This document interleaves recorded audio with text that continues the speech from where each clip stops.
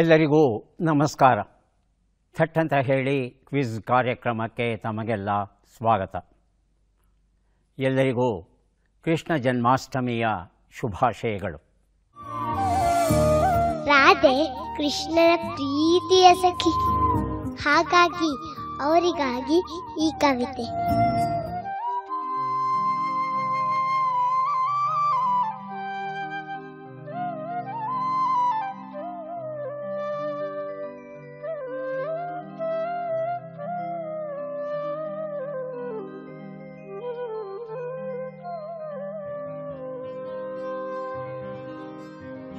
ಪ್ರೀತಿ ಕೊಟ್ಟ ರಾಧೆಗೆ ಮಾತು ಕೊಟ್ಟ ಮಾಧವ,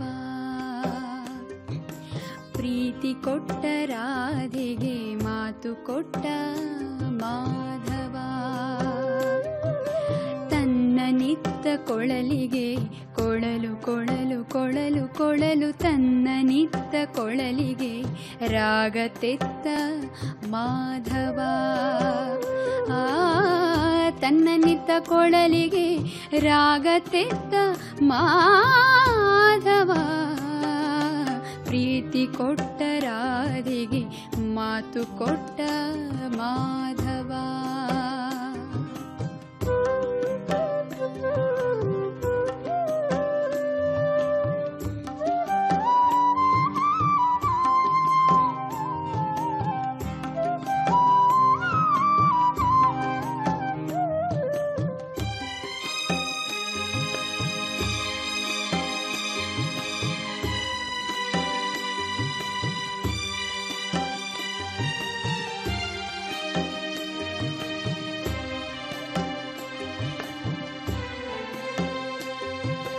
ಗಂಧ ಕೊಟ್ಟ ಹೆಣ್ಣಿಗೆ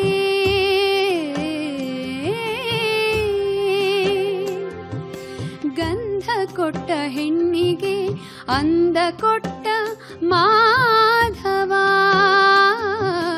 ಗಂಧ ಕೊಟ್ಟ ಹೆಣ್ಣಿಗೆ ಅಂದ ಕೊಟ್ಟ ಮಾಧವ, ಅನ್ನ ಕೊಟ್ಟ ಭಕ್ತಗೆ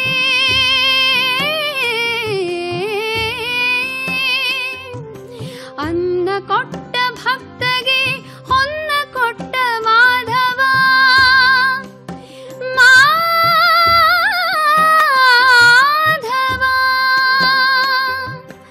ಅನ್ನ ಕೊಟ್ಟ ಭಕ್ತಗೆ ಹೊನ್ನ ಕೊಟ್ಟ ಮಾಧವ, ಪ್ರೀತಿ ಕೊಟ್ಟ ರಾಧೆಗೆ ಮಾತು ಕೊಟ್ಟ ಮಾಧವ, ನಿತ್ತ ಕೊಳಲಿಗೆ ರಾಗ ತೆತ್ತ ಮಾಧವ.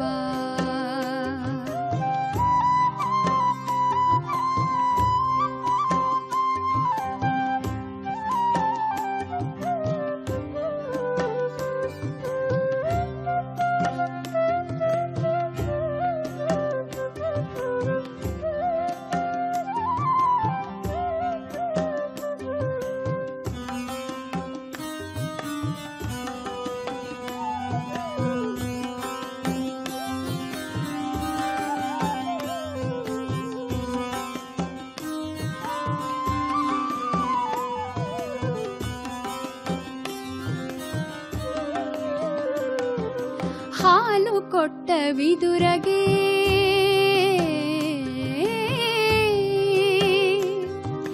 ಹಾಲು ಕೊಟ್ಟ ವಿದುರಗೆ ಬಾಳು ಕೊಟ್ಟ ಮಾಧವ,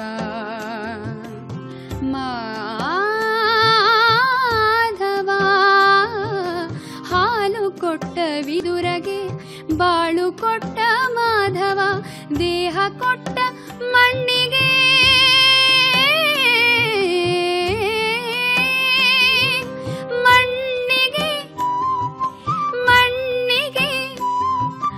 ದೇಹ ಕೊಟ್ಟ ಮಣ್ಣಿಗೆ ಜೀವ ಕೊಟ್ಟ ಮಾಧವ, ಮಾಧವ, ದೇಹ ಕೊಟ್ಟ ಮಣ್ಣಿಗೆ ಜೀವ ಕೊಟ್ಟ ಮಾಧವ, ಪ್ರೀತಿ ಕೊಟ್ಟ ರಾಧೆಗೆ ಮಾತು ಕೊಟ್ಟ ಮಾಧವ, ತನ್ನ ಕೊಳಲಿಗೆ ಕೊಳಲು ಕೊಳಲು ಕೊಳಲು ಕೊಳಲು ತನ್ನ ನಿತ್ತ ಕೊಳಲಿಗೆ ರಾಗತೆತ್ತ ಮಾಧವ ಆ ತನ್ನ ನಿತ್ತ ಕೊಳಲಿಗೆ ರಾಗತೆತ್ತ ಮಾಧವ ಪ್ರೀತಿ ಕೊಟ್ಟ ರಾಧೆಗೆ ಮಾತು ಕೊಟ್ಟ ಮಾಧವ ಪ್ರೀತಿ ಕೊಟ್ಟ ರಾಧೆಗೆ ಮಾತು ಕೊಟ್ಟ ಮಾಧವ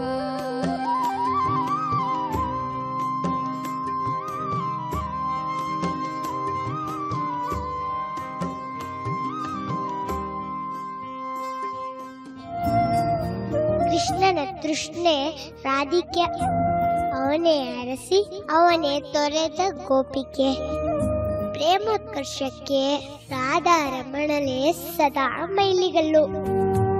ರಾಧಾ ಮೋಹನನ ಶಕ್ತಿ ಸ್ಫೂರ್ತಿ, ಮಾಧವನಿಗೆ ಅವಳೇ ಲೋಕಾರ್ಪಣೆ ಸೇತು. ಸಲ್ಲಾಪಗಳ ಆಚೆ ಮುರಳೀಧರನ ಆತ್ಮಸಖ ರಾಧಾ. ರಾಧಾ ಕೃಷ್ಣನ ಪ್ರೀತಿ ಜಗಕ್ಕೆ ಒಂದು ವಿಶಿಷ್ಟ ಮಾದರಿ.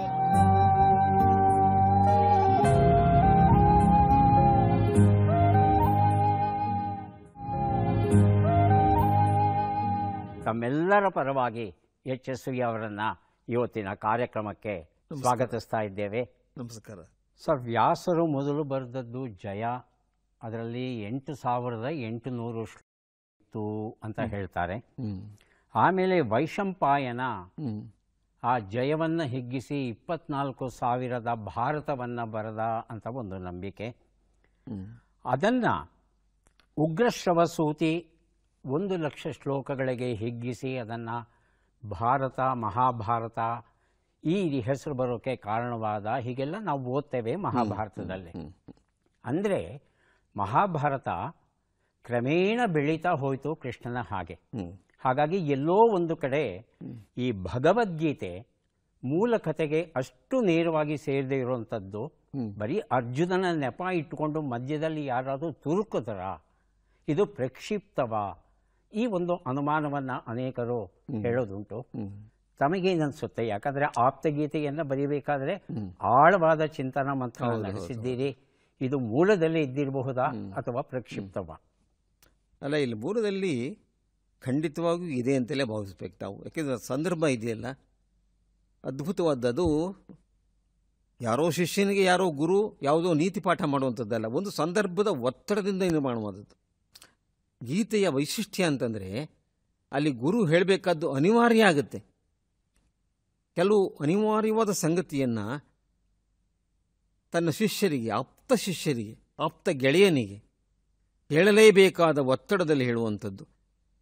ಮರುಕ್ಷಣದಲ್ಲಿ ಯುದ್ಧ ಶುರುವಾಗುತ್ತೆ. ಇಂಥ ಒಂದು ಒತ್ತಡ ನಿರ್ಮಾಣ, ಒಂದು ಸಂದರ್ಭ ಇದೆ ಅಲ್ಲಿ.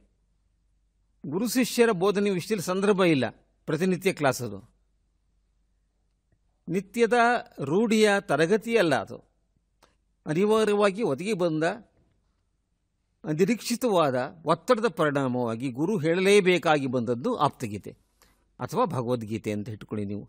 ಆ ಭಗವದ್ಗೀತೆ ಕೃಷ್ಣ ಹೇಳಿದ್ದು ಸ್ವಲ್ಪ ಇರಬಹುದು, ಆದರೆ ಅನೇಕರು ನಂತರ ಅದನ್ನು ವಿಸ್ತರಿಸ್ತಾ ಅದು ಈಗಿನ ರೂಪವನ್ನು ಪಡೆದಿರಬಹುದು, ವಿಸ್ತಾರವಾದ ಭಗವದ್ಗೀತೆ ಆಗಿರ್ಬೋದು.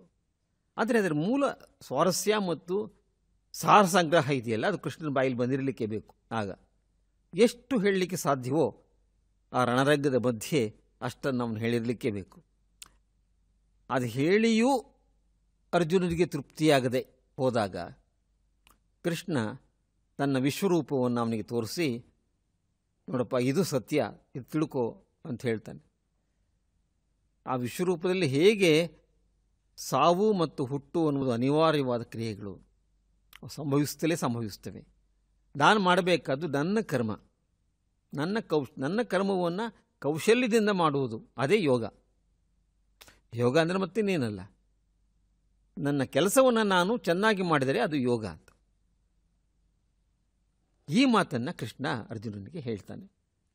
ಅರ್ಜುನನಿಗೆ ಈ ವಿಸುವಲ್ಸ್ ನೋಡಿದ ಮೇಲೆ, ಅವನು ಬಳೆ ಶ್ರಾವಕನಾಗಿದ್ದಾಗ ಅರ್ಥ ಆಗಿರಲಿಲ್ಲ ಗೀತೆ ಇದು ಕೇಳ್ತಿದ್ದಾಗ, ಆದರೆ ವಿಶ್ವರೂಪ ನೋಡಿದಾಗ ಅಪ್ಪ ನನಗೆಲ್ಲ ಗೊತ್ತಾಯಿತು, ಸಾಕು ನಿನ್ನ ರೂಪ, ನೀನು ಮೊದಲಿನ ಸೌಮ್ಯ ರೂಪಕ್ಕೆ ಬಾ ಅಂತ ಹೇಳ್ತಾರೆ.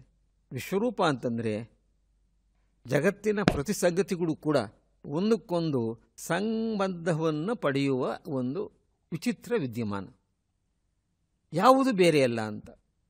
ಈ ನದಿ, ಈ ಪರ್ವತ, ಈ ಕಾಡು, ಈ ಮನುಷ್ಯ, ಈ ಪ್ರಾಣಿ ಒಂದನ್ನು ಒಂದು ಆರಂಭಿಸಿವೆ. ಆದ್ದರಿಂದ ಇವೆಲ್ಲವೂ ಕೂಡ ಒಂದೇ ಒಂದು ರೂಪದ ಅನಂತ ಅಭಿವ್ಯಕ್ತಿಗಳು. ಅದು ವಿಶ್ವರೂಪ. ಈ ಕೈಯಲ್ಲಿ ಕಡ್ತಾ ಬಂದರೆ ಇನ್ನೊಂದು ಕೈ ಬಂದು ಅದನ್ನು ಕೆರ್ಕೊಳ್ಳುತ್ತಲ್ಲ. ವಿಶ್ವರೂಪದ ದರ್ಶನ ನೋಡಿ ಹೇಗಿದೆ. ಇದು ಇಡೀ ಜಗತ್ತೇ ಒಂದು ರೂಪ ಆಗಿರಬೇಕಾದ್ರೆ ಅದರಲ್ಲಿ ಪರಸ್ಪರ ವಿರೋಧ ಬರೋದೇ ಇಲ್ಲ. ಅದು ಒಂದನ್ನೊಂದನ್ನು ಸರಿಪಡಿಸ್ಕೊಂಡು ಹೋಗಬೇಕಾಗತ್ತೆ ಮುಂದೆ. ಇದನ್ನು ಹೇಳ್ತಾನೆ. ಹೀಗೆ ದುರ್ಯೋಧನ ಅಂತ ಅನ್ನುವಂಥ ಯಾವುದೋ ಕೀಟ ಹಿಂಸೆ ಕೊಡ್ತಿದ್ರೆ ಆ ಕೀಟವನ್ನು ತೆಗೆದು ಹಾಕಬೇಕು.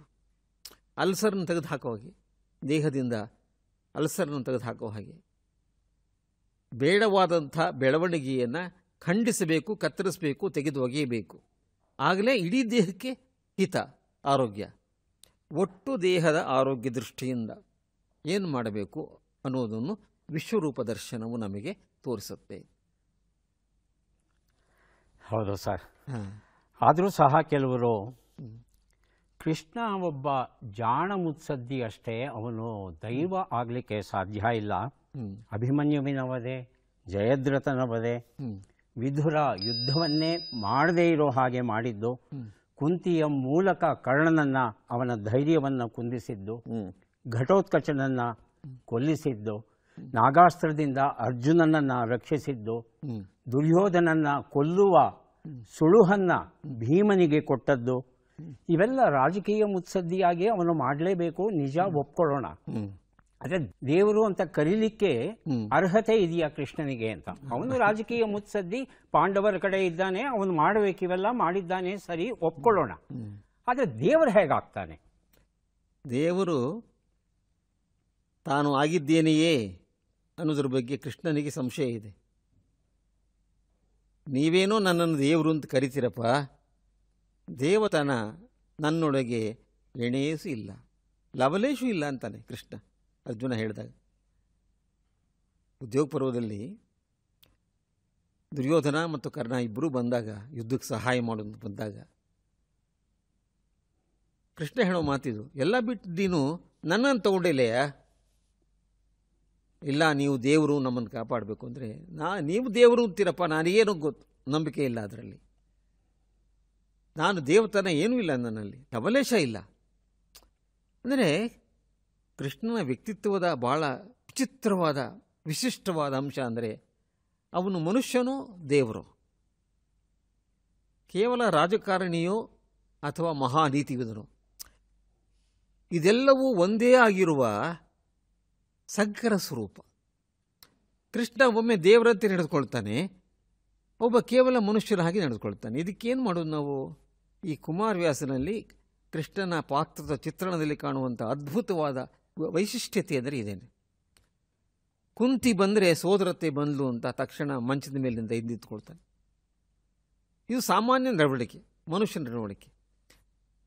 ನನಗೆ ಭಾಳ ಹಸಿವಾಗಿದೆ ವಿದುರ, ಏನಾದರೂ ಕೊಡಪ್ಪ ತಿನ್ನೋದಕ್ಕೆ. ಅವನೊಂದು ಕುಡಿಕೆ, ಒಂದು ಕೊಡತೆ ಹಾಲು ಕೊಡ್ತಾನಂತೆ. ಆ ಹಾಲು ಕುಡಿದು ತೃಪ್ತನಾಗ್ತಾನೆ ಅಂತ. ಅಲ್ಲಿವರೆಗೂ ಅವನು ಮನುಷ್ಯನೇ. ಹಸಿವು, ನೀರಡಿಕೆ, ಬಿಸಿಲಿನ ಶ್ರಮ, ಬಿಸಿಲಲ್ಲಿ ರಥದಲ್ಲಿ ಭಾಳ ದೂರದಿಂದ ಬಂದಿರೋದ್ರಿಂದ ಆ ಧೂಳು ಅವನು ಮೈ ಮೇಲೆಲ್ಲ ಕೂತಿರೋದು, ಮೀಸೆ ಮೇಲೆಲ್ಲ ಆ ರೇಣುಗಳು, ಧೂಳಿನ ರೇಣುಗಳು ಕುಳಿತುಕೊಂಡಿವೆ ಅಂತ ಅಲ್ಲೇ ವರ್ಣನೆ ಮಾಡ್ತಾನೆ ಕುಮಾರವ್ಯಾಸ. ಅದ್ಭುತವಾಗಿ ವರ್ಣನೆ ಮಾಡ್ತಾನೆ. ಮರುಕ್ಷಣದಲ್ಲಿ ಹಾಲು ಒಂದೆರಡು ಹನಿ ಕೆಳಗಡೆ ಬಿತ್ತು. ಆ ಹಾಲು ಒಂದು ನದಿಯಾಯಿತು. ಅದು ಹರಿದು ಹರಿದು ಇಡೀ ಹಸ್ತಿನಾವತಿ ಬೀದಿಗಳಲ್ಲಿ ಹಾಲು ಹರಿಯುತ್ತಾ ಇತ್ತು. ಇಲ್ಲಿ ಕೃಷ್ಣ ಏನು ಹಾಗಾದರೆ, ಒಂದು ಕಡೆ ವಾಸ್ತವ ನೆಲೆ, ಇನ್ನೊಂದು ಕಡೆ ಇದ್ದಕ್ಕಿದ್ದ ಹಾಗೇನೆ ಒಂದು ಅದ್ಭುತವಾದ ಪವಾಡದ ನೆಲೆ, ಮ್ಯಾಜಿಕ್. ಈ ಎರಡನ್ನೂ ಒಟ್ಟಿಗೆ ಸೇರಿಸ್ಕೊಂಡು ಹೋಗ್ತಾ ಇದ್ದಾನೆ ಕುಮಾರವ್ಯಾಸ. ಹೌದಾ? ಆಶ್ಚರ್ಯ ಇದು. ಕೃಷ್ಣನ ಪಾತ್ರ ಚಿತ್ರಣ ಇದೆಯಲ್ಲ, ಇದು ಕುಮಾರವ್ಯಾಸರಲ್ಲಿ ಬಹಳ ವಿಶಿಷ್ಟ, ಬಹಳ ವಿಶಿಷ್ಟ. ಪಂಪದಲ್ಲಿ ಅದು ಸೂಕ್ಷ್ಮವಾಗಿ ಕಂಡಿತ್ತು ಆ ಅಂಶ. ಕೃಷ್ಣ ದೇವರು ಮತ್ತು ಮನುಷ್ಯ ಅಂತ. ಕೃಷ್ಣ ದೇವರು ಮತ್ತು ಮನುಷ್ಯ ಭಾಳ ವಿಶೇಷ ಅದು, ದೇವರು ಮತ್ತು ಮನುಷ್ಯ. ಕುಮಾರವ್ಯಾಸರಲ್ಲಿ ಅದೊಂದು ದೊಡ್ಡ ತತ್ವವಾಗಿ ಕಾಣಿಸ್ಕೊಡುತ್ತೆ. ದೇವರು ಹೌದು, ಆದರೆ ಮನುಷ್ಯನೂ ಹೌದು ಅಂತ ಹೇಳಿ. ಮನುಷ್ಯರ ನಡಾವಳಿಕೆಯನ್ನು ಎಲ್ಲಿಯೂ ಮೀರುವುದಿಲ್ಲ ಕೃಷ್ಣ. ಧರ್ಮರಾಜನಿಗೆ ನಮಸ್ಕಾರ ಮಾಡ್ತಾನೆ, ಭೀಮಸೇನನ್ನು ಆಲಿಂಗನ ಮಾಡ್ತಾನೆ, ಅರ್ಜುನನಿಗೆ ಆಶೀರ್ವಾದ ಮಾಡ್ತಾನೆ. ಈ ಎಲ್ಲ ರೂಢಿಯ ಸಂಪ್ರದಾಯಗಳನ್ನು ನಿಷ್ಠವಾಗಿ ಅನುಸರಿಸ್ತಾನೆ. ಅವನಿಗೆ ಹಸಿವಾಗುತ್ತೆ, ಬಾಯಾರಿಕೆ ಆಗುತ್ತೆ, ಅವನು ಬೆವರುತ್ತಾನೆ. ಬೆವರಬಾರ್ದು ದೇವರಾಗಿದ್ದರೆ, ಬೆವರುತ್ತಾನೆ. ಆಯಾಸ ಆಗಿದೆ ಅವನಿಗೆ. ಮನುಷ್ಯ, ಕೇವಲ ಮನುಷ್ಯ. ಅವನಿಗೆ ಪೆಟ್ಟು ಬಿದ್ದಾಗ ನೊಂದಿದ್ದಾನೆ. ಭೀಷ್ಮರು ಹೊಡೆತ ಬಿದ್ದಾಗ ನಾನು ಕೊಂದ್ಬಿಡ್ತೀನೋ ಅಂತ ಹೊರಡ್ತಾನೆ ಅವನು. ಕೇವಲ ಮನುಷ್ಯ. ಆದರೆ ತಾನು ಚಕ್ರವನ್ನು ಎಸೆದು ಸೂರ್ಯನನ್ನೇ ಮರೆ ಮಾಡಿ ಸಂಜೆ ಮಾಡ್ತಾನೆ, ರಾತ್ರಿ ಮಾಡ್ತಾನೆ. ಸೈನ್ಯವನ್ನು ಕೊಲ್ಲೋದು ಕಾರಣ ಕತ್ತಲಾಯಿತು ಅಂತ ಅರ್ಜುನ ಹೇಳ್ತಾನೆ. ಇನ್ನೂ ಕತ್ತಲಾಗಿಲ್ಲ ನೋಡನ್ನು ತೋರಿಸ್ತಾನೆ. ತನ್ನ ಸುದರ್ಶನವನ್ನು ಹಿಂದಕ್ಕೆ ಎಳೆದು ಸೂರ್ಯ ತೋರಿಸಿ, ಓಹ್ ಇನ್ನೂ ಕತ್ತಲಾಗಿಲ್ವಾ ಅಂತ ಕತ್ತರಿಸ್ತಾನೆ ಕತ್ತನ್ನು. ಅಂದರೆ ಅವನು ಮನುಷ್ಯ ಪ್ರವೃತ್ತಿ, ದೈವ ಪ್ರವೃತ್ತಿ ಎರಡೂ ಕೂಡ ಒಂದಕ್ಕೊಂದು ಸಂಬಂಧ ಹಾಕಿಕೊಂಡು ಹೋಗ್ತಾ ಇವೆ. ಇಂಥ ಚಿತ್ರಣ ಜಗತ್ತಿನ ಯಾವ ಕವಿಯೂ ಮಾಡಿದ ಹಾಗೆ ಕಾಣಿಸ್ಲಿಲ್ಲ ನನಗಂತೂ. ನನ್ನ ಅನುಭವದ ಪ್ರಕಾರ ಹೇಳಬೇಕಾದ್ರೆ ಈ ಥರದ ಸಂಬಂಧ ಇದೆಯಲ್ಲ, ಮನುಷ್ಯನು ಮತ್ತು ದೇವರು ಆಗುವಂತೆ ಚಿತ್ರ ಮಾಡೋದು. ಇದು ಪಂಪನಲ್ಲಿ ಸೂಚನೆಯಾಗಿ ಬಂದಿದ್ದು ಕುಮಾರವ್ಯಾಸನಲ್ಲಿ ಅದ್ಭುತವಾದ ಅರಳುವಿಕೆಯನ್ನು ಪಡೆಯುತ್ತೆ. ಹೌದು ಸರ್. ತಮ್ಮ ಆಪ್ತಗೀತೆಯನ್ನು ಮತ್ತೆ ಮತ್ತೆ ಓದಬೇಕು ಅನಿಸುತ್ತೆ.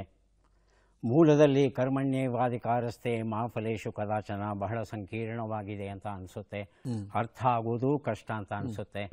ಆದರೆ ತಾವದನ್ನು ಸರಳವಾಗಿ ಹೇಗೆ ಹೇಳ್ತೀರಿ ಅಂದರೆ, ಕರ್ಮ ಮಾಡುವುದಷ್ಟೇ ಜೀವಿಗಳ ಅಧಿಕಾರ, ಎಂದಿಗೂ ಫಲದ ಅಧಿಕಾರವಿಲ್ಲ.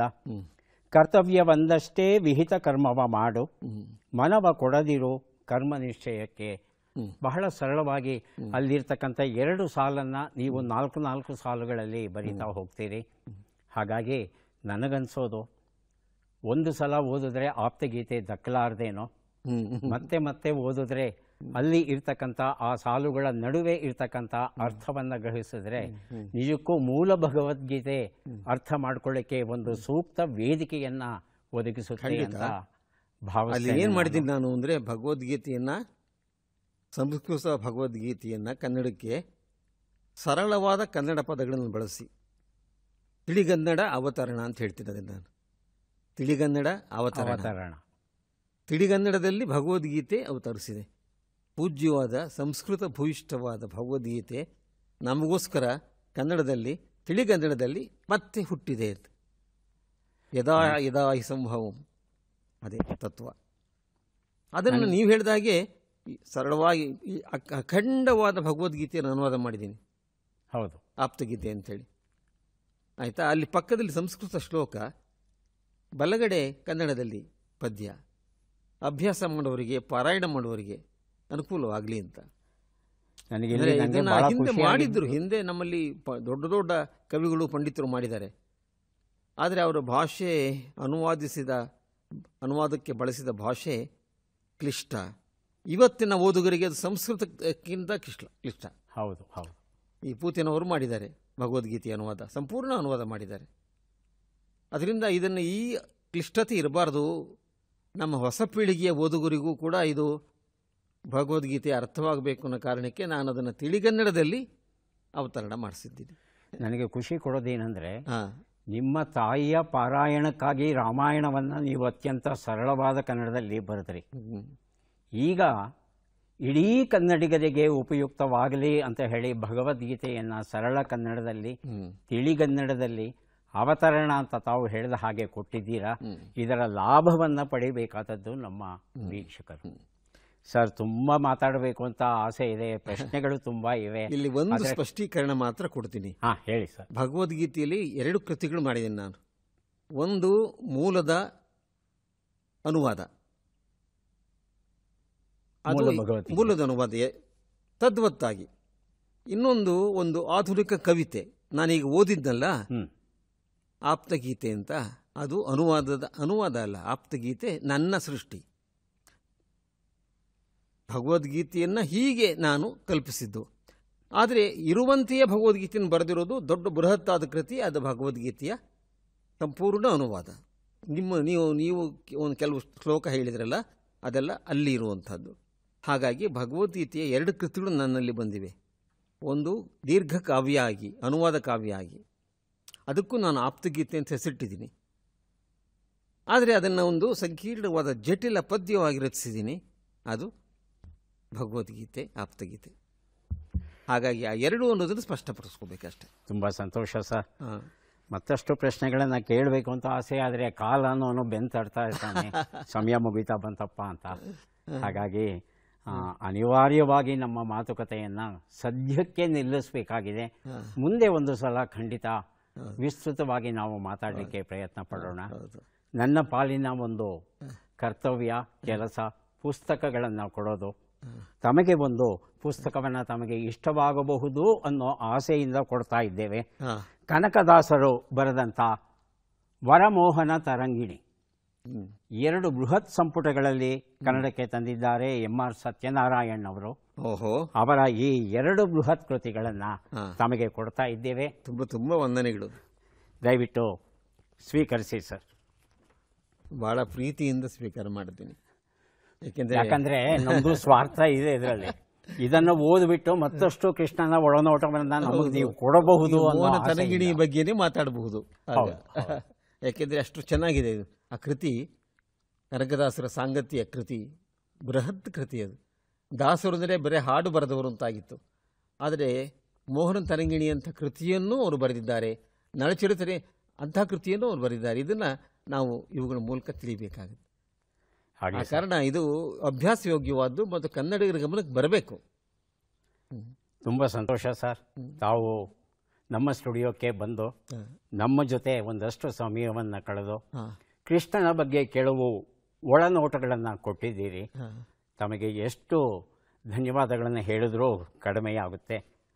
ಕೃಷ್ಣ ಜನ್ಮಾಷ್ಟಮಿಯ ಶುಭಾಶಯಗಳು ತಮಗೆ, ನಮ್ಮ ವೀಕ್ಷಕರಿಗೆ, ನಮ್ಮ ಎಲ್ಲ ವೀಕ್ಷಕರಿಗೂ ಕೃಷ್ಣ ಜನ್ಮಾಷ್ಟಮಿ ಶುಭಾಶಯಗಳನ್ನ ಹೇಳ್ತಾ ಇದ್ದೀನಿ. ಮತ್ತೆ ಭೇಟಿಯಾಗೋಣ. ಎಲ್ಲರಿಗೂ ನಮಸ್ಕಾರ.